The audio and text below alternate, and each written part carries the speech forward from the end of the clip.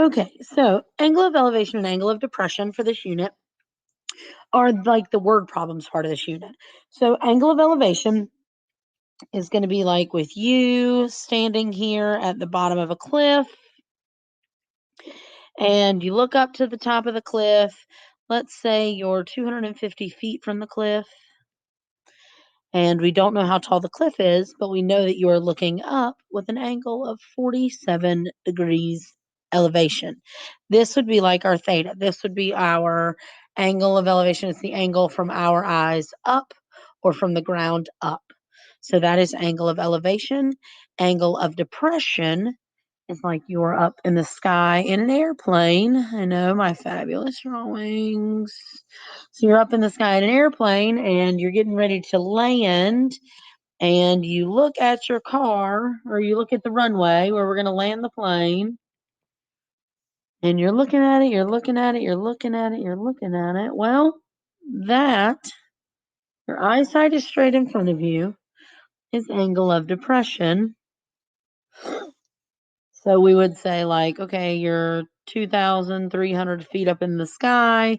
We are descending at an angle of, I don't know, 35 degrees. And then you want to find out what is this distance you're going to travel during your descension to the landing strip. So what I want you to see here is your angle of depression and angle of elevation are always going to be equal. And the reason is the ground is always going to be equal with your line of sight, because your line of sight is just straight directly in front of you. And they're actually the same triangle, but the one on the right with angle of depression is actually just flipped over, because the right angle is always going to be whatever object to the ground or your line of sight to the height, the actual height from the ground. So those are always going to be equal. So you can always imagine it as the bottom or base angle. All right, well, if we look at this one, it already gives us our picture. It's nice and drawn for us, but let's read it anyways. A man flies a kite with a 100-foot string. So the guy is standing like here. And the angle of elevation of the string is 52 degrees, which is also drawn on there for you. How high off the ground is the kite? So remember, we're going to use sine, which is opposite over hypotenuse, cosine adjacent over hypotenuse, and tangent opposite over adjacent. So we got to look at what we have versus what we need.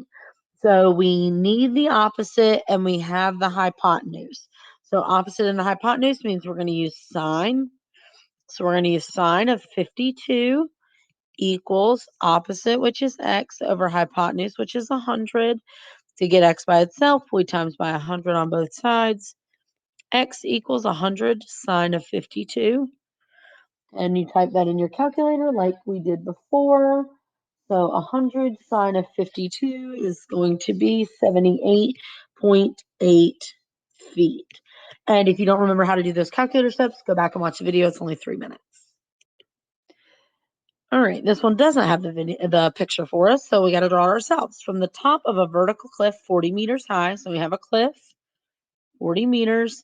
The angle of depression, so this would be our straight angle that we're seeing out from, but the angle of depression is 34 degrees.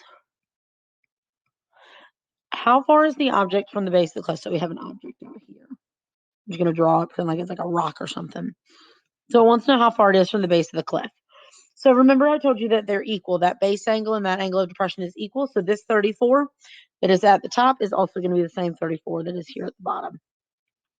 So then we still have sine is opposite over hypotenuse. Cosine is adjacent over hypotenuse. Tangent is opposite over adjacent. So we have the opposite and we have the opposite. We need the adjacent. So we're going to use tangent.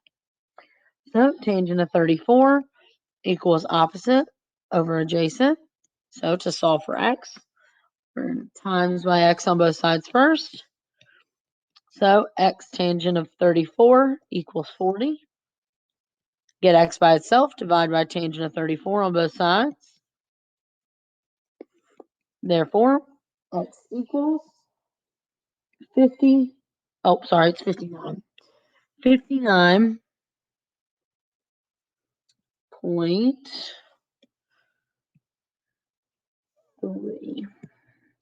and that is meters. Units are important here. Make sure you always write those on there. All right, this is the last one for your notes today. We are going to do some more of these in class because I know word problems aren't your favorite, but this does already have this drawn on here. So hopefully you can get this one done.